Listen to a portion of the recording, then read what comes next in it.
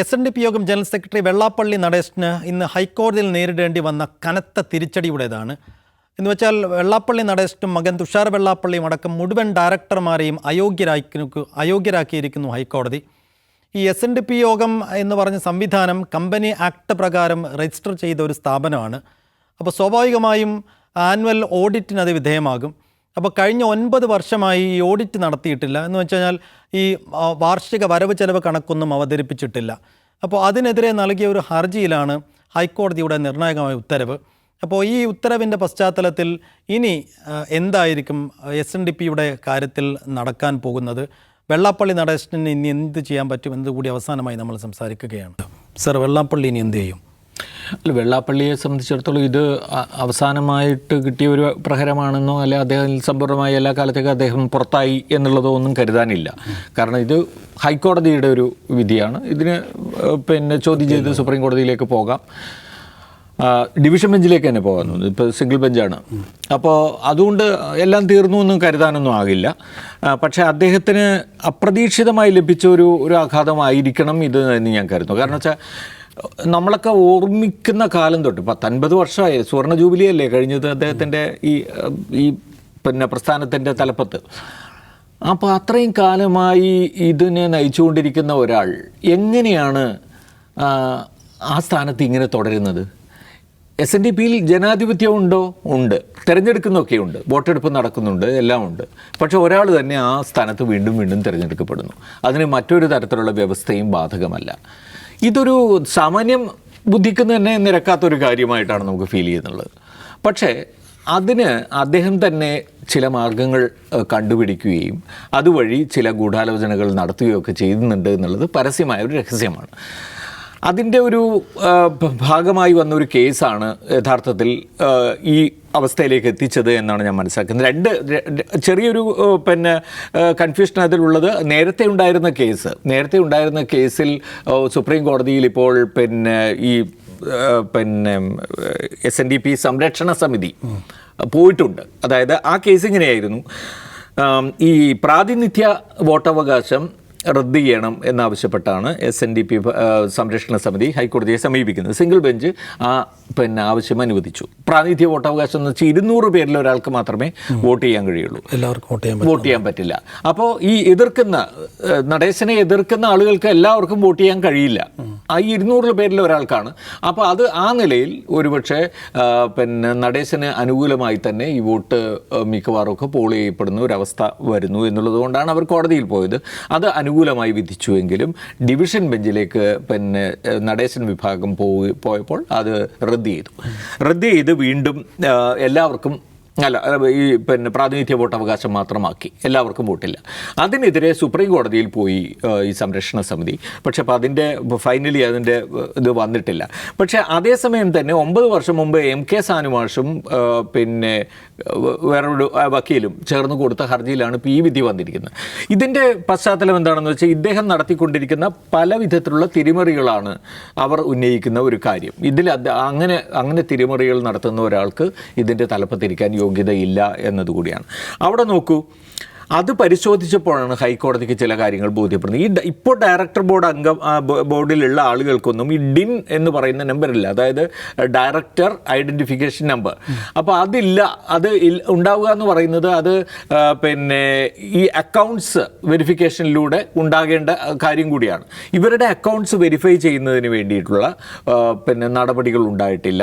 ഇവർ ഈ SNDP യോഗത്തിൻ്റെ തന്നെ അക്കൗണ്ട്സിൻ്റെ ഓഡിറ്റ് നടത്തുകയും വരവ് ചെലവ് കണക്കുകൾ കൃത്യമായി സമർപ്പിക്കുക 3 വർഷത്തിൽ ഒരിക്കൽ സമർപ്പിക്കേണ്ടതാണ്. അപ്പോൾ 2 തവണ അത് സമർപ്പിക്കാതിരിക്കുന്നതിലൂടെ ഇവർ ചെയ്തിരിക്കുന്നത് ആ ബൈലോയുടെ സമ്പൂർണ്ണ വയലേഷനാണ്. അപ്പോൾ അത് കണ്ടിട്ടാണ് ഇമ്മീഡിയറ്റ് ആയിട്ട് തന്നെ നടപടിയെടുക്കാം എന്നുള്ള തീരുമാനത്തിലേക്ക് എത്തിയത്. ഇതിനിടയിലാണ് നേരത്തെ നടന്ന കേസിൽ ഈ ഹൈക്കോടതി തന്നെ ചോദിക്കുന്നുണ്ട്, ഇത് കേന്ദ്ര സർക്കാരിനോട് ചോദിക്കുന്നുണ്ട്, കേന്ദ്ര നിയമപ്രകാരമാണോ അതോ ഇവിടെ നോൺ ട്രേഡിംഗ് കമ്പനി സംസ്ഥാന നിയമമുണ്ട്, ആ നിയമപ്രകാരമാണോ ഇത് ഇതിൻ്റെ കാര്യങ്ങൾ തീരുമാനിക്കുന്നത് എന്ന കാര്യത്തിലുള്ള ഒരു ക്ലാരിറ്റി കേന്ദ്രത്തോട് ചോദിക്കുന്നുമുണ്ട് ഹൈക്കോടതി. അപ്പോൾ ഇങ്ങനെ ഒരുപാട് സാങ്കേതിക നൂലാമാലകൾ ഉൾക്കൊള്ളുന്ന ഈ കേസിൽ ഇപ്പോൾ വെള്ളാപ്പള്ളി നടേശൻ ഏറ്റിരിക്കുന്ന അടി എന്ന് പറയുന്നത് അദ്ദേഹം ഒരു കാരണവശാലും തൻ്റെ അപ്രമാദിത്വം ചോദ്യം ചെയ്യപ്പെടില്ല എന്ന് വിചാരിച്ചിടുന്നത്. ഇന്നിപ്പോൾ ഗോകുലം ഗോപാലിൻ്റെയൊക്കെ പ്രതികരണം ഞാൻ കണ്ടു. ഭയങ്കര സന്തോഷത്തോടെ. ഏറെക്കാലമായി ഇദ്ദേഹത്തിന് ഒരു തിരിച്ചടി കിട്ടുന്ന കാര്യത്തിൽ ഭയങ്കര ഒരുപാട് ഫൈറ്റ് ചെയ്യേണ്ടി വന്നിട്ടുള്ള ആളുകളാണ്. ഇപ്പോൾ അതുപോലെ വിദ്യാസാഗറൊക്കെ കാണും, നമ്മളിപ്പോൾ പ്രതികരണം വന്നില്ല എന്ന് മാത്രമേ ഉള്ളൂ. അപ്പോൾ ഒരുപാട് ആളുകളുണ്ട്. ഇപ്പോൾ MK സാനുമാഷ് ഇദ്ദേഹത്തിനെതിരെ ഫൈറ്റ് ചെയ്യാൻ തുടങ്ങിയിട്ട് എത്രയോ കാലം അദ്ദേഹത്തിന് ഈ വിധി കേൾക്കാൻ കഴിയുന്നില്ല, അദ്ദേഹം മരിച്ചുപോയി എന്നുള്ളത് സങ്കടകരമാണ്.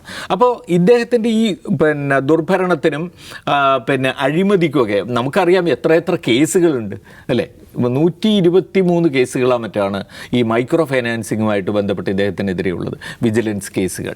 അപ്പോൾ അതിലൊന്നും എന്താ പറയുക, പലയിടത്തും ഇദ്ദേഹത്തിൻ്റെ തന്നെ സ്വാധീനം കൊണ്ട് പലതും അട്ടിമറിക്കപ്പെടുകയൊക്കെ ചെയ്യുന്ന സാഹചര്യമുണ്ട്, പല നിലയ്ക്കുമുണ്ട്. അപ്പോൾ അതിനെല്ലാം ആളുകളുടെ മനസ്സിൽ ഇപ്പോൾ അദ്ദേഹം ഈ സ്ഥാനത്തിരുന്ന് നടത്തുന്ന കൊള്ളരുതായ്മകൾക്കെതിരെ കിട്ടിയൊരു തിരിച്ചടിയാണിത് എന്ന സന്തോഷം ഉണ്ടാകുന്ന ആളുകളുടെ എണ്ണം വളരെയധികം ആയിരിക്കും എന്നുള്ളത് ഒരു ഗോകുലം ഗോപാലനോ വിദ്യാസാഗറോ മാത്രമായിരിക്കില്ല എന്നുള്ളത് ഉറപ്പാണ്. അത്രയധികം ആളുകൾ, അതായത് ശ്രീനാരായണീയർ, ഞാൻ പറയുന്നത് കേവലം നമ്മൾ എല്ലാവരും അല്ല, നമ്മുടെ ശ്രീനാരായണീയർ, ആ പ്രസ്ഥാനത്തിൽ ഉൾപ്പെട്ടവരും അല്ലാത്തവരുമായ ശ്രീനാരായണീയരായിട്ടുള്ള ആളുകൾക്ക് അത് വല്ലാത്ത പലർക്കും അതിനകത്ത് സന്തോഷം ഉണ്ടാവും, ഒരു സംശയമില്ലാത്ത കാര്യമാണ്. പിന്നെ നമുക്കൊക്കെ ഒരു സന്തോഷം എന്ന് വെച്ച് കഴിഞ്ഞാൽ വാ തുറന്നാൽ വർഗീയത മാത്രം പറയുന്ന വെള്ളാപ്പള്ളി നടേശന് അദ്ദേഹത്തിൻ്റെ തന്നെ ഈ പ്രസ്ഥാനത്തിൻ്റെ തലപ്പത്തിരുന്നു കൊണ്ട് അദ്ദേഹം കാണിച്ചു കൂട്ടുന്ന ഒരുപാട് ഈ കൊള്ളരുതായികയുടെ പേരിൽ ഒരു തിരിച്ചടി ഹൈക്കോടതിയിൽ കിട്ടുന്നു എന്നുള്ളതും സന്തോഷകരം. ചേട്ടാ, ഈ സാഹചര്യം മറികടക്കാൻ കഴിയുമോ വെള്ളാപ്പള്ളിക്ക്?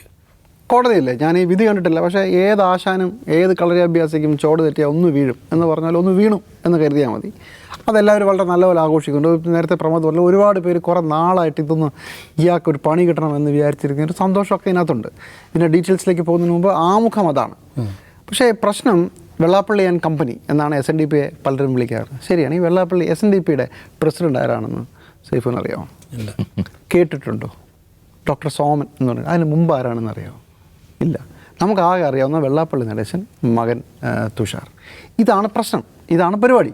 ഇതൊരു സ്വന്തം പ്രസ്ഥാനമാണ്. SNDP ഒരു 1903 ഒരു നോൺ പ്രോഫിറ്റ് കമ്പനിയായി രജിസ്റ്റർ ചെയ്യപ്പെട്ടു പോയ ഒരു കഷ്ടകാലത്തിന് രജിസ്റ്റർ ചെയ്യപ്പെട്ടു പോയതാണ്. അപ്പോൾ ഇത് കമ്പനി നിയമങ്ങളുടെ ഭാഗമായിട്ടൊക്കെ വരും, പല നിയമങ്ങളുമൊക്കെ പാലിക്കേണ്ടി വരും. അപ്പോൾ പല കേസുകളും പല കാലത്ത് വെള്ളാപ്പള്ളി നടേശനെതിരെ മുമ്പും SNDPക്കകത്ത് മുമ്പും അടിയും യുദ്ധങ്ങളും ശ്രീനാരായണ ഗുരു തന്നെ പിണങ്ങി പോവുക ഒരുപാട് ചരിത്രം ഇതിനകത്തുണ്ട്. ഈ ഏറ്റവും അവസാനം ഒരു കേസ് സുപ്രീം കോടതി കിടക്കാൻ തുടങ്ങിയിട്ട് ഒരുപാട് കാലമായി എന്നാണ് പറഞ്ഞു കേൾക്കുന്നത്. ഇവിടെ പറ്റിയൊരു പ്രശ്നം, കൃത്യമായി കണക്ക് കൊടുക്കണം. കമ്പനിയാണെങ്കിൽ, ട്രസ്റ്റ് ആണെങ്കിലും ബാക്കിയുള്ള സാധനമാണെങ്കിലും സൗകര്യമില്ല കണക്കെന്ന് പറഞ്ഞാൽ ഇപ്പോൾ കോപ്പറേറ്റീവ് സൊസൈറ്റിയുടെ കാര്യമൊക്കെ പറഞ്ഞാൽ അതൊരു ഇതൊക്കെ കാണിച്ച് അങ്ങ് കൊടുത്താൽ മതി. മറ്റേത് ഓഡിറ്റ് ചെയ്ത കണക്ക് കൊടുക്കണം. ഓഡിറ്റ് ചെയ്ത കണക്ക് കൊടുക്കുന്ന കാര്യത്തിൽ പല സമയത്ത് കേസ് വരുമ്പോൾ ഇത് നിങ്ങൾ കമ്പനിയാണെന്ന് ചോദിക്കുമ്പോൾ പറയും ഞങ്ങൾ നോൺ പ്രോഫിറ്റ് കമ്പനിയാണ്, കമ്പനി നിയമം ഞങ്ങൾക്ക് ബാധകമല്ല എന്ന് പറയും. അപ്പോൾ നോൺ പ്രോഫിറ്റ് കമ്പനിയുടെ ആയി രജിസ്റ്റർ ചെയ്ത കമ്പനിയുടെ നൂലാമാല നിയമം എടുത്തുകൊണ്ട് വരുമ്പോൾ വേറൊരു കേസിൽ പറയും ഞങ്ങൾ കമ്പനിയാണെന്ന് പറയും. ഇങ്ങനെ അങ്ങോട്ടും ഇങ്ങോട്ടും പല കോടതികൾ പല രീതിയിൽ വാദങ്ങൾ ഉന്നയിച്ച് കളിക്കുകയാണെന്നാണ് ഇതുമായി ബന്ധപ്പെട്ട ആളുകളെ നമ്മളിപ്പോൾ വിളിക്കുമ്പോൾ നമുക്ക് മനസ്സിലാകുന്നത്. അങ്ങനെ കളിച്ചുകൊണ്ടിരിക്കുമ്പോൾ ഒരു ചെറിയ കാര്യത്തിൽ വീഴ്ച പറ്റി. സംഭവം നോൺ പ്രോഫിറ്റ് ആയാലും കമ്പനി ആയാലും കമ്പനി ആക്ടിൻ്റെ പ്രകാരം രജിസ്റ്റർ ചെയ്യപ്പെട്ടതായതുകൊണ്ട് കണക്ക് കൃത്യമായി കൊടുത്തില്ലെങ്കിൽ ഡയറക്ടർമാരുടെ DIN എന്ന് പറയുന്ന director identification number black listed ആവും. അത് പിന്നെ ഉപയോഗിക്കാൻ പറ്റില്ല. അപ്പോൾ നിങ്ങൾ ഡയറക്ടർ അല്ല. 2015 വെള്ളാപ്പള്ളി നടേശൻ ഇലക്ഷന് മത്സരിക്കുമ്പോൾ ഒരുപാട് ഇലക്ഷനിൽ അദ്ദേഹം ജയിച്ചിട്ടുണ്ട്, ഒരിക്കലും തോറ്റിട്ടില്ല.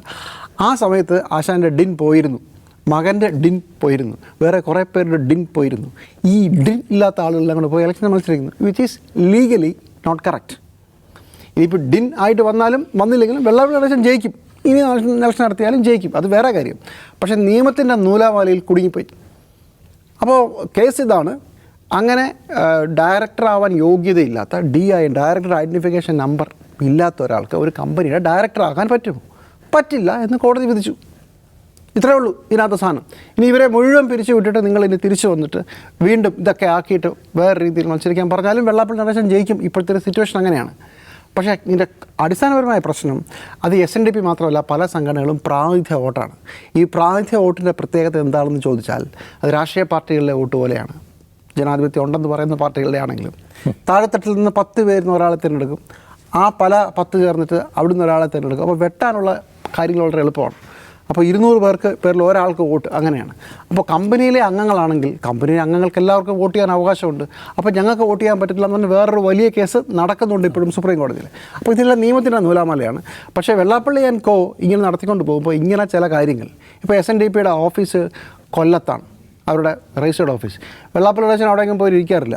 ഇവർ മറ്റേ പ്രിൻസ് ഹോട്ടലിൽ മീറ്റിംഗ് നടത്തി വെള്ളാപ്പള്ളി നടേശൻ്റെ വീട്ടിൽ ഊണും കഴിച്ചിട്ട് പോകും. അങ്ങനെയാണ് ഡയറക്ടർ ബോർഡ് യോഗം എന്നാണ് ദോഷൈക ദൃക്കുകൾ പറയുന്നത്. അത്രയൊക്കെ ഉള്ളൂ സംഭവം. പുള്ളിയുടെ ഒരു സ്വന്തം പരിപാടിയായിട്ട് പോകുമ്പോൾ ഇത്തരം ചില കാര്യങ്ങൾ ശ്രദ്ധിക്കാൻ വിട്ടുപോയി. അതിന് പറ്റിയൊരു തിരിച്ചടി അത്രയേ ഉള്ളൂ. ഇത് കോടതിയിൽ, അടുത്ത കോടതിയിൽ പോകുമ്പോൾ വേറെ രീതിയിലൊക്കെ തൽക്കാലം സ്റ്റേ ഒക്കെ നടത്തി. ഇതൊരു സിവിൽ കേസാണ്, ഇത് ക്രിമിനൽ കേസൊന്നുമല്ല. അത് വേറെ രീതിയിലൊക്കെ പോകും. തൽക്കാലം ഇന്ന് ഇങ്ങനെ പോകുന്ന ഒരാൾക്ക് ഒരു ചെറിയ പാകപ്പഴയിൽ കിട്ടിയ ഒരു അടി തൽക്കാലം നമുക്ക് ഒന്ന് ചിരിക്കാം. That's all.